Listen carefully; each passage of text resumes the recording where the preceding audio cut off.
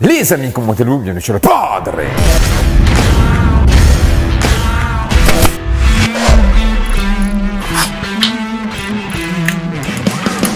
Bon, mon fiou, ma fiotte, aujourd'hui, c'est une vidéo très intéressante. Pourquoi? Eh bien, parce que je vais te montrer comment faire une étape de correction avec une visseuse. Évidemment, il y a des conditions. Let's go. Comme tu peux voir, j'ai cette magnifique Audi A8 qui a plus de 20 ans, qui est dans son jus. J'avais besoin d'un véhicule qui avait besoin de correction. Évidemment, cette voiture, elle est dans son jus. Il y a de la micro-rayure, il y a des impacts, etc. Alors, je vais te montrer comment corriger cette voiture avec une visseuse. Évidemment, avec une visseuse, il y a des avantages, il y a aussi des inconvénients. Et aussi, on va faire une comparaison entre la polisseuse et la visseuse. OK?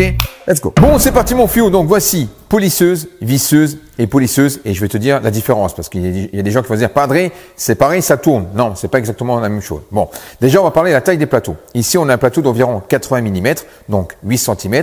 Ici, on a un plateau de 130, donc 13 cm. Et ici, environ 7,5. Après, évidemment, on peut les changer. Ensuite, évidemment, on va mettre des pads de travail, des pads en mousse. Comme tu peux voir ici, le pad est plus grand que la surface du plateau. Ici, on a la même taille que le plateau. Et ici, on a une surface beaucoup plus grande, en sachant que tu peux très bien choisir des tailles de travail différentes, plus grandes, plus petites, mais tu auras toujours le dos du pad égal au plateau. Ici, par exemple, là, on a un plateau d'environ 13 et ici, on a une surface de travail de 140 mm, donc 14 cm. La différence entre visseuse et polisseuse. Il faut savoir qu'il y a plusieurs types de polisseuses. En fait, il y en a deux. Classiquement, il y en a deux. L'excentrique, donc orbital, et ensuite la rotative. Orbital, ça fait des mouvements comme des 8. Je vais te montrer.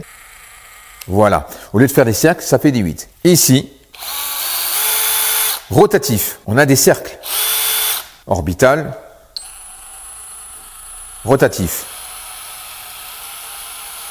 Et là, on est sur une orbitale. Donc, la différence, eh bien, c'est que sur une rotatif, c'est plus compliqué de travailler quand tu n'as pas l'habitude, mais ça coupe mieux. C'est-à-dire qu'une orbitale va travailler une plus grande surface de travail. C'est-à-dire qu'au lieu de travailler la même surface que le plateau, on va travailler sur une surface un peu plus grande, puisque au lieu de faire des cercles, comme je te le dis, elle fait des 8. Alors l'avantage d'une orbitale, c'est que ça va t'éviter justement de faire des hologrammes, de brûler aussi ton vernis, puisque ça va dissiper plus ou moins la chaleur, et ensuite tu vas travailler sur une plus grande surface. Dans le jargon du detailing, on appelle ça une orbite. Par exemple, celle-ci, c'est une orbite de 15. Voilà, il y a des orbites de 21. C'est-à-dire que plus l'orbite est grand, plus tu vas travailler sur une surface beaucoup plus importante. Alors qu'une visseuse, elle a un mouvement rotatif. Ça veut dire que si, admettons, tu as un plateau de 7 cm, tu vas travailler sur une surface de 7 cm. Alors l'avantage du rotatif, c'est qu'il coupe mieux. Il coupe beaucoup mieux, puisque au lieu de travailler sur une plus grosse surface, il va se concentrer sur la surface à laquelle tu travailles. Alors qu'une orbitale, elle va travailler sur une plus grande surface. Ça veut dire que la puissance de coupe va être divisée. En gros, je vais te la faire à la Jean-Claude Van Damme. Tu prends du sirop à la fraise, tu le mets dans un verre pur, il va être rouge. Si tu le mélanges avec de l'eau, il va être rose. On est d'accord? Je te la fais à la Jean-Claude Van Damme. Là, c'est pareil. L'orbital, il va moins couper, mais il sera plus sécure. C'est-à-dire que tu risques moins de faire des hologrammes et de brûler ton vernis. Il faut vraiment y aller, honnêtement, il faut vraiment y aller. La rotatif, elle va se concentrer uniquement sur le point auquel tu travailles et à ce moment-là, tu peux faire beaucoup de traces et tu peux surtout brûler ton vernis. Encore une fois, il faut vraiment y aller. Enfin, pour brûler le vernis, il faut y aller, mais ça peut. Mais c'est surtout, le problème, c'est surtout les hologrammes. Là, tu vas en faire un max et le Padre va te montrer la solution. Ici, on a un kit avec différents pads, différents plateaux qui est vendu sur Amazon, que tu peux retrouver ailleurs. Mais bon, voilà, moi je l'ai payé environ, je crois que je l'ai payé 15 balles, quelque chose comme ça. C'est vraiment pas cher, comme tu peux voir. Ici, on a des plateaux, on a 3 plateaux et ça c'est génial. Tu vois, là on a un plateau d'environ 7 cm. Ensuite, ici, un plus petit qui doit être environ de 3 cm, quelque chose comme ça. Et ici, un tout petit, voilà. Et donc ça c'est vraiment pratique pour les coins un petit peu inaccessibles. C'est l'avantage justement de la visseuse. C'est que, bah, évidemment, tu peux le faire avec une polisseuse, mais lorsque tu achètes un kit comme ça qui est pas très cher, eh bien, tu as plusieurs pads et ça te permet de travailler sur plusieurs surfaces. Quand l'inconvénient, c'est qu'on est sur quelque chose de droit et pas de coudé. Je vais te montrer. Tu vois ici, là, on est sur du coudé. Donc, lorsque tu travailles sur une surface verticale, eh bien, tu es beaucoup plus à l'aise. Alors qu'ici, bah, tu seras obligé de travailler comme ça. Après, c'est une question d'habitude. Donc, différents plateaux, différents pads. Tu as des pads en microfibre, des pads en laine, tu as du wool pad pour les grosses coupes, etc. Ici, tu as des pads interchangeables, des pads en laine pour la finition, pour la coupe. Voilà. Ici, tu as différents pads de couleurs. Chaque couleur correspond à la dureté du pad. Tu as du hard, tu as du medium et tu as du souple. Le hard, c'est pour les grosses corrections. Le medium, c'est pour les corrections intermédiaires. Et le souple, c'est pour les finitions et même voir les cires, etc. Ok? Tu vois, comme par exemple ici, le rouge. Voilà, c'est quelque chose de très souple. On est sur des finitions. Et ici, on est sur quelque chose de plus dur. Voilà, donc là, on est pour un truc de coupe. Voilà, tout simplement. Bon, alors, si admettons, tu places ton pad, je vais prendre un pad de coupe. Tu vois, celui-ci, extrêmement dur. Si tu places ton pad de coupe en plein milieu du plateau, tu vas avoir un mouvement rotatif. Donc là, c'est très bien pour la coupe, c'est très bien pour la correction. Mais en faisant ça, si tu n'as pas l'habitude, bon, moi, je préfère travailler comme ça, mais il faut vraiment avoir l'habitude pour ça. Je suis pas en train de te dire que tu peux pas le faire. Bien sûr que tu peux le faire. Mais si tu l'as jamais fait, je te conseille de pas placer ton plateau comme ça. Parce que là, rotatif, grosse coupe, mais hologramme. C'est sûr, tu vas avoir des traces. Tu vas couper, mais tu vas avoir des traces. La petite astuce, c'est de placer son pad légèrement décalé. Tu vois ici, là, je le fais sortir un petit peu. Et là, on a un mouvement orbital. Et donc, du coup, tu auras le même mouvement plus ou moins orbital qu'une polisseuse orbitale. Et là, au moins, tu es sécure. Tu ne feras pas d'hologramme. C'est ça la petite touche personnelle qu'il faut. Il faut absolument placer ton plat. Alors, n'exagère pas non plus. Tu vois, là, on est vraiment, tu vois, j'ai même pas mis 1 centimètre, hein, tu vois. Tu vois le mouvement, regarde. Orbital, mon fio. Bon, c'est parti mon fio, je vais te montrer comment corriger sa voiture avec une visseuse en sachant que l'inconvénient, évidemment, il y a des inconvénients, c'est lent. C'est très très lent, d'où déjà la taille de ton pad. Et en plus, c'est vrai que c'est pas, comment dire, autant ça peut être pratique parce que c'est petit, ça passe plus ou moins partout, mais des fois, vu l'ergonomie de la visseuse, des fois tu vas t'emmerder parce que par exemple, les polisseuses, on est en forme de L. Je te montre, voilà. Donc, on va travailler à plat. Ici, comme ça, on va tenir comme ça. Et on va travailler d'une manière beaucoup plus confortable. Alors qu'avec la visseuse, tu vas travailler comme ça, tout simplement. Alors, c'est très bien lorsque tu veux corriger, lorsque tu vas avoir de l'appui, mais bon, évidemment, tu vas pas appuyer comme un bœuf, tu vois. Mais c'est vrai que niveau confort, c'est pas top. Mais encore une fois, on est sur une visseuse, on n'est pas sur une polisseuse. Alors, il y a des gens qui vont dire, Padre, pourquoi tu fais cette vidéo, sachant que aujourd'hui, on trouve des polisseuses à moins de 60 €. Alors, c'est vrai qu'aujourd'hui, tu peux trouver des polisseuses à moins de 60 €. Mais encore une fois, tous n'ont pas le budget, forcément. Tous n'ont pas envie d'acheter une polisseuse parce qu'ils vont se servir une seule fois. Il y a des personnes qui n'ont pas de place. Donc, ils ont pas envie de se prendre la tête à avoir plusieurs matériels, etc., etc. Bref, il y a 1001 raisons de ne pas acheter une polisseuse, évidemment. Mais si tu veux en acheter une, rien ne t'en empêche. Je veux dire, voilà, c'est vrai qu'aujourd'hui, les polisseuses sont pas très chères. La visseuse, l'avantage, c'est que, elle a plusieurs atouts, hein. Tu visses, tu perces, etc. Bref, tu sais ce que c'est une visseuse. Voilà. Alors, évidemment, il y a des réglages à faire. La première, la vitesse. Tu peux régler ta vitesse. Donc, ce qu'on va faire, c'est que au départ, lorsque je vais étaler le polish, je vais mettre vitesse 1. Et ensuite, lorsque je vais couper, vitesse 2. Et ici, sur le mandrin, je vais le positionner sur 1. Après, tout dépend évidemment de ta visseuse. Moi, c'est ce que je fais. Je le mets sur 1 et vitesse 1 pour étaler le produit et vitesse 2 pour travailler. Ensuite, pour le choix de ta visseuse, évidemment, on est sur de l'électrique. Donc, du coup, il vaut mieux prendre une visseuse avec une grosse batterie. Là, par exemple, je suis sur du 18 volts. En ampérage, je me rappelle plus, mais il vaut mieux prendre une batterie avec un ampérage plus élevé pour que ça dure plus longtemps, évidemment. Bref, tout ça, tu connais. Bon, c'est parti. Je vais te montrer comment faire sur le véhicule en sachant qu'encore une fois, c'est lent, c'est très très lent, c'est fastidieux. Et ensuite, il faut faire étape par étape et panneau par panneau. Là, on va travailler sur une surface entre 30 et 50 cm maximum. Ne t'amuse pas à faire des grandes surfaces, sinon c'est les hologrammes assurés. Ok mon fio, c'est parti. Je vais te montrer. Bon, comme tu peux voir, le capot est dans un sale état. Ici, tu vois, on a des impacts, on a de la rayure, on a des retouches, etc. Et ici, tu vois, il y a un petit carré que j'ai fait. Donc, je me suis amusé à faire avec la visseuse.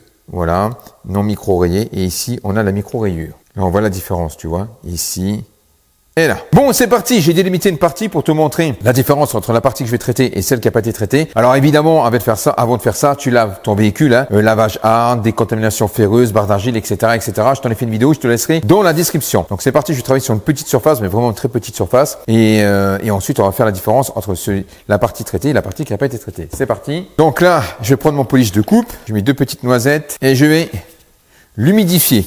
Après, rien ne t'empêche de mettre un petit spray pour humidifier ton pad.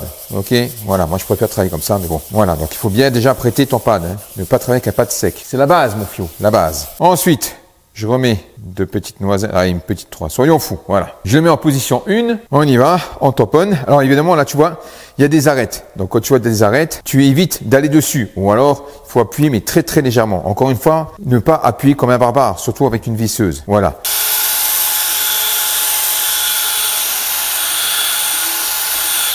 Donc là, Je mets mon produit. Voilà. Ok.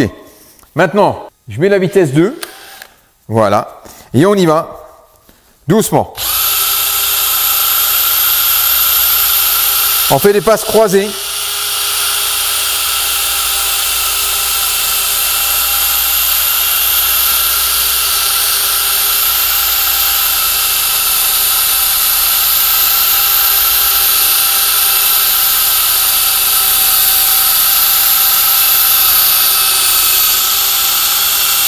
Là, tu vois, là où il y a l'arrêt, j'essaie d'aller doucement. Je ne peux pas trop appuyer dessus.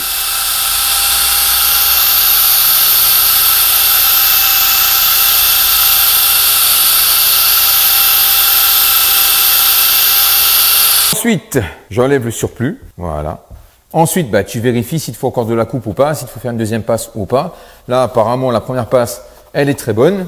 Voilà. Je vais mettre une petite passe de finition pour te montrer. Donc là, à ce moment-là, je change de pad et je prends la pad de finition. Là, je place mon pad de finition, mais je vais le décaler, toujours pour avoir ce fameux mouvement orbital, mais pas trop exagéré non plus. Voilà. On est très bien. Mouvement orbital, c'est parti. Je toponne. Vitesse 1.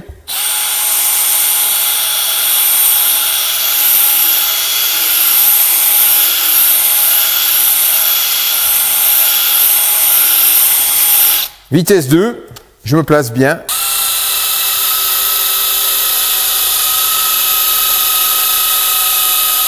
Tranquillement, tu prends ton temps.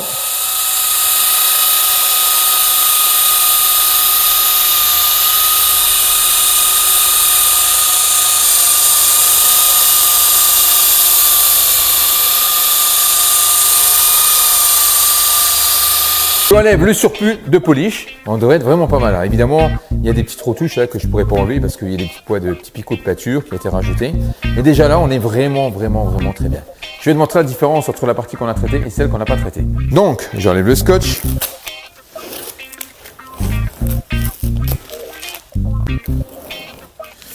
Et là, tu verras. Bah, déjà là, tu dois le voir. Et c'est indéniable. Je vais te montrer la différence entre avant et après. Donc, avant. Tu vois les rayures, etc. Et ensuite, après. Il n'y a pas photo. Tu vois, on voit bien le métal qui ressort sur la pâture. Voilà, avant. Et après. Et tu n'as aucune trace. Aucune. Là, on voit bien, tu vois. Voilà. En sachant que toutes les micro-rayures ne vont pas forcément se barrer. Il y aura des fois des micro-rayures qui vont résister. Mais déjà, tu vois pas. C'est le jour et la nuit. Bon, c'est parti. Je vais faire la moitié du capot. Comme ça, tu pourras te rendre compte de avant et après. Ensuite, je ferai l'intégralité du capot. Et une fois qu'on aura fini une surface, parce que là, je sais, Padre, tu fais du plat. Ok, d'accord. Après, je te montrerai sur une aile, sur une surface verticale. Ok? Let's go!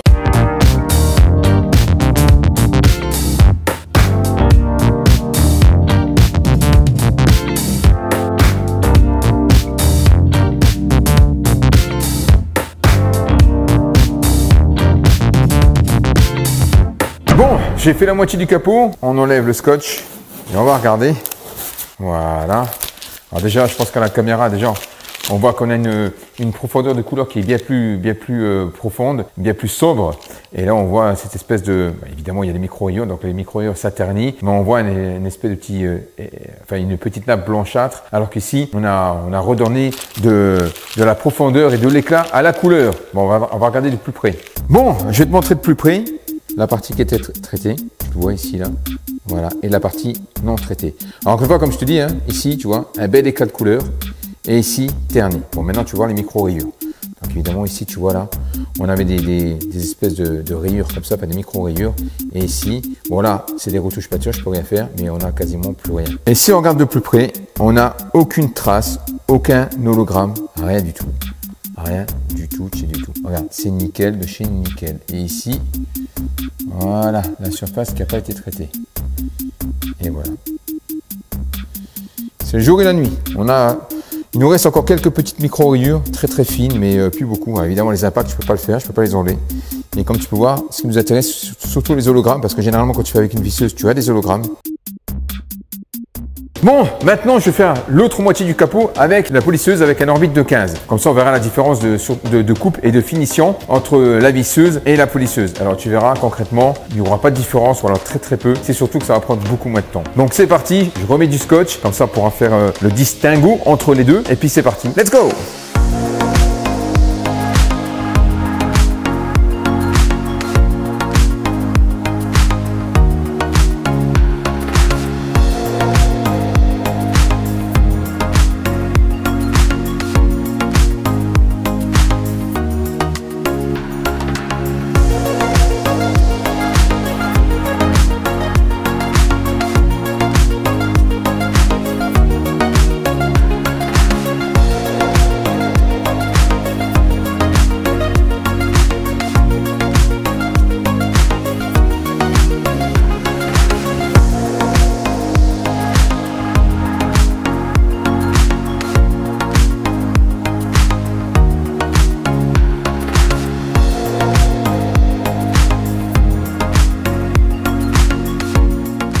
Cette partie avec la visseuse, donc polish de coupe avec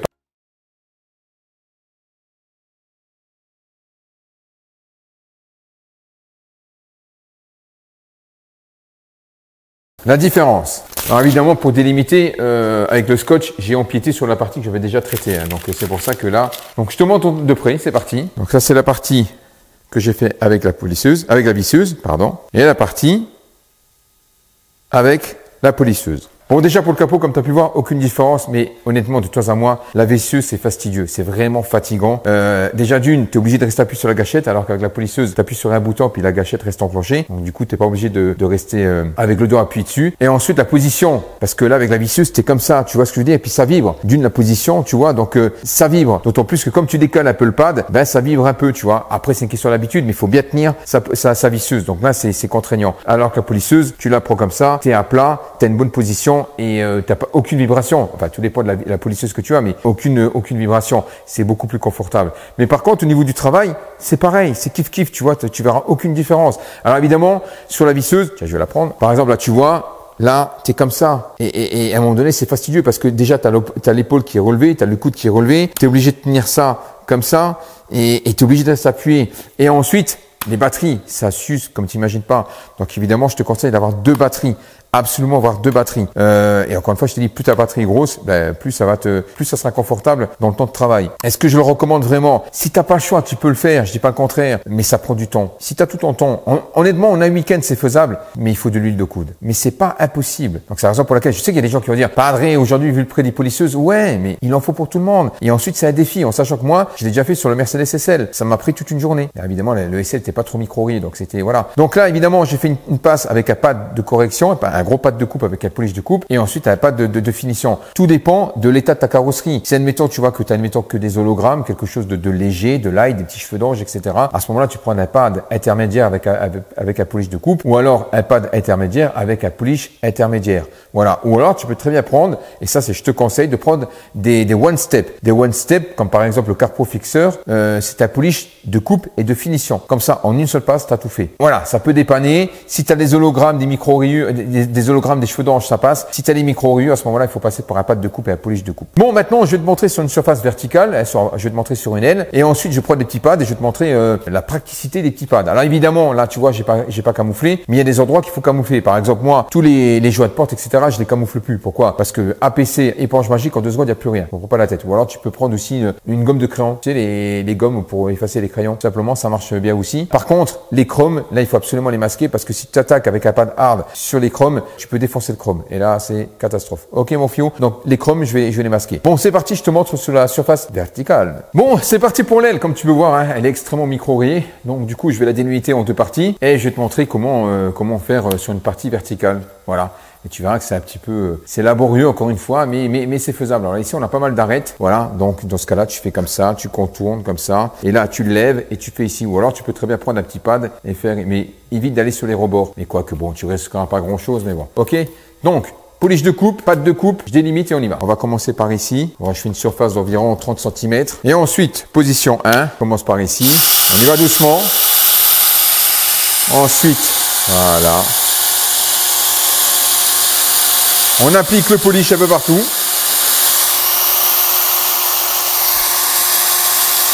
Alors, toujours vérifie aussi, parce que là, tu vois, j'ai pratiquement plus beaucoup de batterie. Il faut toujours vérifier son niveau de batterie, parce qu'à un moment donné, tu verras, il va commencer à perdre en puissance, surtout lorsque tu vas, bon, il faut pas trop appuyer, mais à un moment donné, quand tu vas un peu appuyer, il va perdre du couple, parce que ça manque de puissance sur la batterie. Ok, maintenant, vitesse 2, je me mets en position et on y va.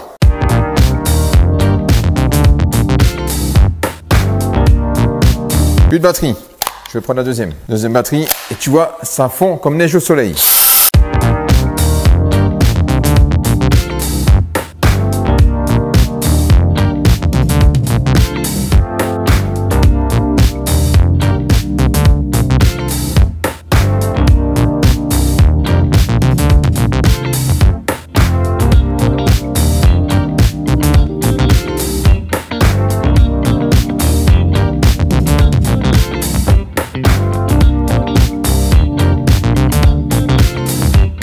J'essuie et ensuite, à mon avis, il faudra faire une deuxième passe, je pense. Et une fois que j'aurai fini, on fait une passe de finition. Voilà, déjà là c'est pas mal. Allez, on va faire une deuxième passe et ensuite on attaque la finition. Bon, à présent, le polish de finition. Voilà. Alors toujours en position orbitale, hein, donc tu le décales toujours ton pad. Bon là, étant donné que c'est un polish de finition mais avec un pad de finition, bon, je prends le luxe de travailler une plus grosse partie. On y va. Et puis là, même s'il y a des arrêts, tu peux y aller. Déjà, tu vois, ton pad est extrêmement mou, ça coupe pas, c'est juste de la finition. C'est parti.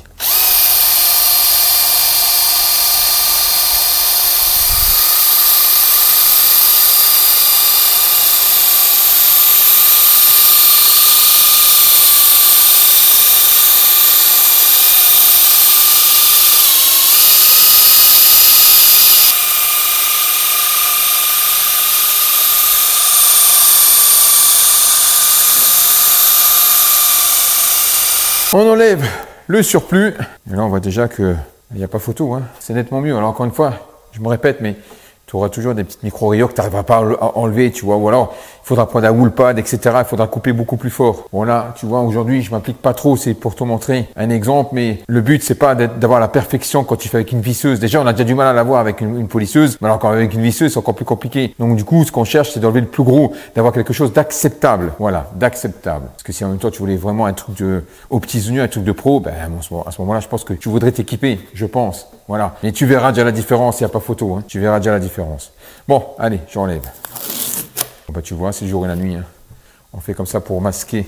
Et voilà, là, je te montre. Bon, ben, j'ai même pas besoin, hein. Je vois la caméra. Voilà, hein. Ah, ok, c'est bon. Si tu veux, je te fais des plans rapprochés, mais ça parle. Hein. Aucune trace du passage de la visseuse, rien du tout.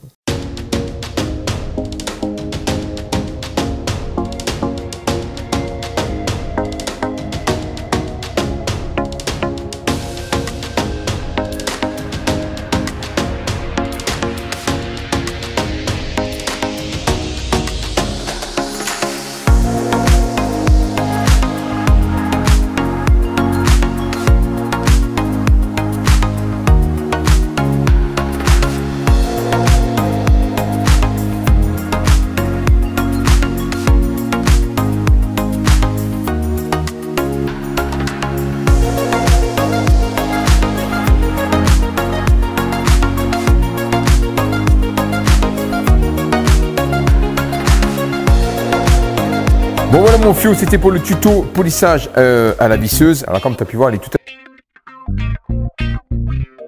Mais de toi à moi, c'est fastidieux. Honnêtement, ça prend du temps. C'est faisable, il n'y a pas de souci. Si tu n'as pas le choix, tu peux y aller. Mais il y a deux choses à retenir. Deux précautions primordiales. La première, bien décaler son pad pour éviter d'avoir un mouvement rotatif. Et deuxième chose, ne pas faire des grandes surfaces traitées entre 30 et 50 cm maximum. Sinon, c'est des hologrammes assurés. Mais si tu es précautionneux, tu fais exactement comme j'ai fait dans la vidéo, tu n'as aucun risque. Ok mon fiou, il faudra que tu fasses peut-être 2 passes, peut-être 3 passes, tout dépend. Comme tu as pu voir sur l'aile, il reste encore quelques micro-rayures. En même temps, j'ai fait ça pour te montrer, c'était un exemple. J'aurais pu attaquer plus fort avec un wool pad, un pad en laine, avec quelque chose de costaud, tu vois. Le but, c'était pas d'être un concours, c'était vraiment te montrer comment procéder. Généralement, avec la polisseuse, je prends plus de temps sur les passages en passe croisée. Là, avec la visseuse, je prends un peu moins de temps. Étant donné que le pad est un peu plus petit et qu'on est sur un mouvement orbital, mais un peu fake, tu vois ce que je veux dire? Donc, du coup, j'évite de rester trop longtemps. Et en plus, pour régler la vitesse, c'est un peu capricieux parce que là, tu as vitesse 1, vitesse 2. C'est fatigant, mais c'est faisable. Je te laisserai tous les produits dans la description parce que j'imagine que ça t'intéresse.